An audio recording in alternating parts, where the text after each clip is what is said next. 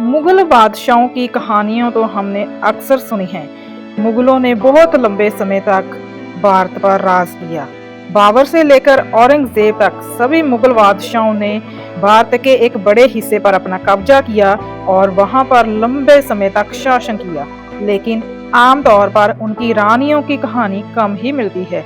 अगर मिलती भी है तो सिर्फ इस बात को लेकर कि कौन सा बादशाह किस रानी को कितना प्यार करता था। मतलब ये कि रानी का अपना कोई वजूद नहीं था, कोई काम नहीं था। मुगल बादशाहों के बीच मगर एक ऐसी रानी भी थी जिसने पर्दे के पीछे रहकर पूरे हिंदुस्तान पर राज किया।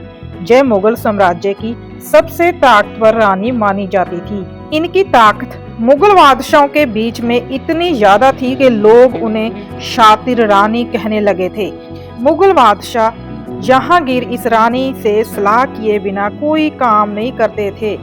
इस रानी को इस मुकाम तक पहुंचने के लिए क्या कुछ करना पड़ा, कैसे इस रानी ने इतना बड़ा मुकाम हासिल किया और कौन थी ये रानी, इस वीडियो में हम इस रानी के बारे में डिटेल में जानेंगे। सो वीडियो को एंड तक जरूर देखना और अगर वीडियो अच्छा लगे तो वीडियो को लाइक करके अपने कीमती विचार इस वीडियो के बारे में हमारे साथ साझा जरूर करना। तो चलिए अब शुरुआत करते हैं इस वीडियो के टॉपिक के बारे में। जिस रानी की कहानी इस वीडियो में बताने वाले हैं उनका जन्म 1577 में हुआ था। उनका परिवार ईरान में खूब दबदबा रखता था। इस लड़की के दादा ईरान में खुरासन के गवर्नर माने जाते थे, गवर्नर की पदवी पर थे। लेकिन फिर परिवार के लिए टाइम कुछ ऐसा बदला कि इसी परिवार को ईरान छोड़ना पड़ गया। और जब इनके माँ बाप ने ईरान छोड़ा, इनके पिता गियास बेग और माँ असमत बेगम ने जब ईरान को छोड़ दिया तभी जे लड़की का जन्म नहीं हुआ था। ईरान छोड़कर जे लोग कंधार की तरफ जा रहे थे तो रास्ते में इनका सामान लूट लिया गया। बड़ी मुश्किल से परिवार कंधार पहुंचा जो आजकल अफगानिस्तान में मौजूद है। वहीं पर ही इस रानी का जन्म हुआ और इस रानी के जन्म के बाद इनका नाम रखा गया मेहरुनिसा। कोई वक्त था जब खुरासन में गवर्नर का काम करता था इनका परिवार, लेकिन अब इतने बुरे दिन चल रहे थे उनके के काम करने के लिए फिर खुरासन से दिल्ली आना पड़ा। जहीं से मेहरुनिसा ने नूरजहां बनने की कहानी की शुरुआत होती है। अब दिल्ली आने के बाद ही सफ़र शुरू होता है मेहरुनिसा से नूरजहां बनने का।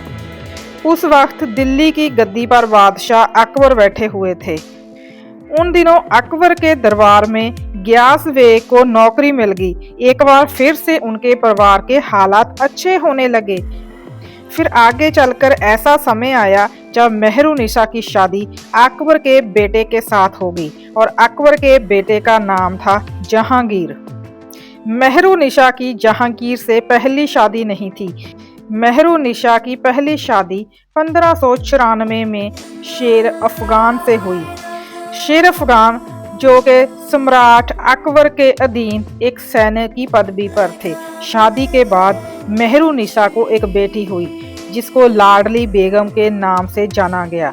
सन 1607 में एक संघर्ष के दौरान शेर अफगान की मृत्यु हो गई। ते मृत्यु के बाद फिर मेहरुनिसा और उसकी बेटी लाडली को आगरा वापस लाया गया। रुकैया सुल्तान को उनकी बेटी लाडली बेगम की देख रेख के लिए रखा गया। अब जब मेहरुनिसा आगरा आई तब मेहरुनिसा की खूबसूरती की चर्चा हर तरफ होने लगी थी। कहने का मतलब कि नूरजहां अब फेमस होने लगी थी। नूरजहां जिसे इतिहास में मेहरुनिसा और नूरजहां के नाम से भी जाना जाता है। पहली बार उसे जहांगीर ने नौरोज के त्योहार पर देखा और जब नूरजहां को उर्फ मेहरुनिसा की खूबसूरती को जहांगीर ने पहली बार देखा तो देखता ही रह गया। मेहरुनिसा हद से ज़्यादा खूबसूरत थी, जो भी उसे देखता दंग रह जाता और जहांगीर भी अपना दिल हार बैठा था। अब जहांगीर ने मेहरुनिसा के साथ शादी रचाने के लिए शादी का प्रस्ताव भेजा। इसके बाद जहांगीर ने मई सन 1611 को मेहरुनिसा से निकाह कर लिया और निकाह के बाद जहांगीर से शादी करने के बाद ही अब शुरुआत होती है मेहरुनिसा से मलिकाए हिंदुस्तान बनने की कहानी। शादी के बाद मेहरुनिसा को नाम मिला था नूर महल और इस नाम के बाद फिर से जहांगीर ने 20 मार्च सन 1616 को एक फरमान जारी कर दिया। जहांगीर ने फरमान जारी करते हुए कहा कि आज से नूर महल बेगम को नूर जहां बेगम कहा जाएगा, यानी कि अपनी बीवी का नाम जहांगीर ने लाइट ऑफ द पैलेस से बदलकर लाइट ऑफ द वर्ल्ड कर दिया था। लाइट ऑफ द पैलेस का मतलब महल की रोशनी और लाइट ऑफ द वर्ल्ड का मतलब है दुनिया की रोशनी। लाइट ऑफ द वर्ल्ड बनाकर बादशाह ने जो इशारा कर दिया था कि आने वाले वक्त की मलिका यही है। ब्रिटिश ऑफिसर थॉमस रो ने जहांगीर के शासनकाल को 3 साल बहुत करीब से देखा था और थॉमस रो की माने तो नूरजहां उस समय की सबसे ताकतवर शख्सियत थी। जहांगीर ने नूरजहां को सरकारी कामों के सलाह मशवरे में भी शामिल करना शुरू कर दिया था। उस पर बहुत सारी जिम्मेदारियां डाल दी गई थी। नूरजहां ने इसको बाखूबी निभाया और उसके हुनर का असर कुछ ऐसा हुआ कि धीरे धीरे वह पर्दे के पीछे से मुगलिया शासन चलाने लगी। उसकी देखरेख में मुगल शासन फलने फूलने लगा था। वह मुगल साम्राज्य की एकमात्र ऐसी मलिका थी जिनके नाम पर मुगलिया सिक्के जारी कर दिए गए थे। शाही मोहर और सरकारी आदेशों फरमानों पर भी उनकी सहमति जरूरी हो गई थी। कोई भी एडमिनिस्ट्रेशन का कामकाज हो, महिलाओं के मामले हों, घरेलू मामले हों, विदेशी व्यापार हो, व्यापारियों से टैक्स कलेक्ट करने की व्यवस्था हो, इन सब पर उनकी पकड़ बहुत ज्यादा मजबूत हो गई थी। उनके फैसलों ने आगरा को कारोबार का गढ़ बना दिया था। कई इतिहासकारों का तो यही मानना है कि नूरजहां इतनी शातिर रानी थी कि उन्होंने जहांगीर के नशे में डूबे रहने का फायदा उठाया। दरअसल बात यह है कि जहांगीर शराब का आदी हो चुका था। वो बहुत ज्यादा शराब पीता था और जब जहांगीर ने मलिकाए हिंदुस्तान नूरजहां को इस पदवी से निवाजा तो नूरजहां ने ईरान से आए अपने परिवार को मुगलों का सबसे करीबी बना दिया था। इसलिए ही उसने सन 1612 में अपने भाई आसिफ खान की बेटी, जिसे इतिहास में मुमताज महल के नाम से जाना जाता है, उसका निकाह शाहजहां से करा दिया। अपनी पहली शादी से नूरजहां को एक बेटी हुई थी जिसका नाम था लाडली, जिसका जिक्र हम पहले ही वीडियो में कर चुके हैं। नूरजहां ने अपनी बेटी लाडली बेगम का निकाह भी साल 1620 में जहांगीर के चौथे बेटे शहरयार से करवा दिया था, यानी कि जो कल तक माँ बेटी थी आगे चलकर वही सास और बहू बन गई। और जहांगीर अपने बेटे की बारात लेकर नूरजहां के पिता के घर पहुंचा था अपने बेटे की शादी लाडली बेगम के साथ करवाने के लिए। वह नूरजहां ही थी जिसने अपने पिता को जहांगीर से इत्माद-उद-दौला का खिताब दिलवाया था, जो बहुत बड़ी एक पदवी थी। इतना ही नहीं, इसके बाद साल 1625 में नूरजहां ने अपने भाई आसिफ खान को लाहौर का गवर्नर बनवा दिया। गवर्नर बनवाने के बाद फिर नूरजहां ने शाहजहां का मुख्यमंत्री भी अपने भाई आसिफ खान को ही लगवा दिया। मुगल टाइम के पीरियड के दौरान बने 2 खूबसूरत मकबरे आज भी दुनिया भर में प्रसिद्ध हैं और वो मकबरे मुगलिया सल्तनत के नाम पर नहीं है, बल्कि ईरान से आए हुए इसी परिवार के लोगों के हैं। नूरजहां ने आगरे में अपने पिता का बब्बे मकबरा इत्माद-उद-दौला का मकबरा बनवाया, जिसे बेबी ताज भी कहा जाता है। दूसरा उसकी भतीजी मुमताज महल का मकबरा है। नूरजहां को गुलाब के इत्र, जरदोजी की कढ़ाई और नए वस्त्रों को जैसे कि नूर महली पोशाकों के आविष्कार का भी श्रेय दिया जाता है। इत्माद-उद-दौला का मकबरा नूरजहां ने बनवा दिया और मुमताज महल के लिए जो ताज महल बनवाया गया वही इस मकबरे की तर्ज पर ही बनाया गया था। इसी काम के आधार पर कई इतिहासकार नूरजहां को शातिर महारानी का खिताब देते हैं। बहुत सारे इतिहासकार यही लिखते हैं कि नूरजहां और जहांगीर के बीच में ऐसी कोई टेंशन नहीं थी।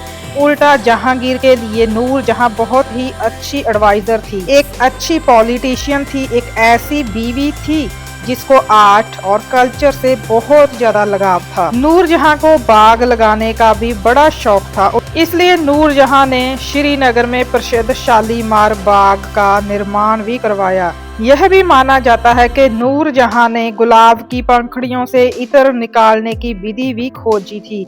उन्होंने मुगल दरबार में रेशम, जरदोजी की कढ़ाई और नई तरह की साड़ियों और गहनों को लोकप्रिय भी बनवाया था। जहांगीर ने खुद अपनी बीवी के बारे में बहुत सारी तारीफें लिखी हैं, इसलिए उन्हें शातिर रानी कहना बिल्कुल भी जायज नहीं होगा। किताब एक्सप्रेस के अनुसार नूरजहां एक ऐसी रानी थी मुगल बादशाह की सत्ता पर, जहां पर सिर्फ पुरुषों की ही चलती थी, वहां पर नूरजहां ने महिलाओं के लिए एक स्थान बना दिया था। जहांगीर के शासनकाल में नूरजहां की ताकत बहुत बढ़ती गई और उसकी पोजीशन बहुत ही शक्तिशाली और मजबूत रही। मुगल काल में शायद ही इतनी ताकतवर कोई महारानी रही होगी। उसकी पावर और पकड़ दिन ब दिन मजबूत होती चली गई, लेकिन स्थिति तब बदल गई जब सन 1627 में जहांगीर की मौत हो गई। जहांगीर के निधन के बाद बादशाह बने शाहजहां। शाहजहां के बादशाह बनने के बाद शाहजहां ने अपनी सौतेली मां यानी कि नूरजहां को सिर्फ महल तक ही समेट कर रख दिया था। उसकी सारी पावर सीमित हो चुकी थी और हालात ऐसे बन चुके थे कि दोनों के बीच कई बार टकराव की स्थिति भी बनी। ऐसी स्थिति बनने का सबसे मुख्य कारण यही था कि नूरजहां शहरयार को सल्तनत का बादशाह बने देखना चाहती थी, क्योंकि शहरयार मिर्जा के घर में उसकी बेटी ब्याही हुई थी। शहरयार उसका दामाद बना था और दूसरी तरफ शाहजहां जो गद्दी पर बैठा था, शाहजहां के घर में उसकी भतीजी मुमताज महल थी। लेकिन अब शाहजहां के हाथ में कुछ भी नहीं रहा था। उसकी सारी पावर, शक्ति, सब कुछ धीरे धीरे खत्म होता चला गया। उसकी स्थिति अब ऐसी बन चुकी थी कि उसके पास अब ना तो शक्तियां रही थी, ना ही अब कुछ करने का हौसला बचा था और ना ही उसके पास अब इतनी उम्मीद थी कि वो कुछ कर पाती। इसलिए उन्होंने बहुत ही सिंपल साधारण जिंदगी व्यतीत करनी शुरू कर दी थी। वे अपनी बाकी की बची हुई जिंदगी आर्ट और लिटरेचर में गुजारने लगी थी। फिर वो वक्त भी आ गया जब सन 1645 में 68 वर्ष की आयु में नूरजहां की मृत्यु हो गई और मृत्यु के बाद नूरजहां को उनके ही द्वारा बनाए गए लाहौर में शहादरा बाग में एक मकबरे में दफना दिया गया। ये मकबरा इनके द्वारा ही बनवाया गया था। नूरजहां को उनके पति जहांगीर के बिल्कुल पास ही दफनाया गया। नूरजहां को कला और संस्कृति की रक्षक माना जाता है। नूरजहां ने एक से बढ़कर एक मकबरे महल बनवाए। यही कारण है कि नूरजहां आज भी भारत, पाकिस्तान और बांग्लादेश के लोक साहित्य में जिंदा है, मौजूद है। नूरजहां ने अपने काल में बड़ी से बड़ी पेंटिंग बनवाई। सच यही है कि जहांगीर के शासनकाल के दौरान नूरजहां की पावर जहांगीर से भी ज्यादा हो चुकी थी। जहांगीर नूरजहां के आने के बाद एक नाम मात्र का बादशाह बनकर रह गया था। जहांगीर ने अपनी सारी पावर, सारी शक्ति नूरजहां के हाथों सौंप दी गई थी और नूरजहां ने अपने शासनकाल के दौरान बहुत ही मजबूती से अपनी पकड़ बनाए रखी थी। ये थी मुगलिया सल्तनत की वो महान, दलेर और शक्तिशाली मलिकाए हिंदुस्तान, जिसके बारे में आज हमने इस वीडियो में जाना। अगर वीडियो अच्छा लगा है तो वीडियो को लाइक करके कीमती विचार कमेंट सेक्शन में हमारे साथ शेयर जरूर करना। ऐसी ही वीडियोस के लिए चैनल को सब्सक्राइब जरूर करके जाना, ताकि आने वाली वीडियोस की नोटिफिकेशन आपको तुरंत मिल जाए।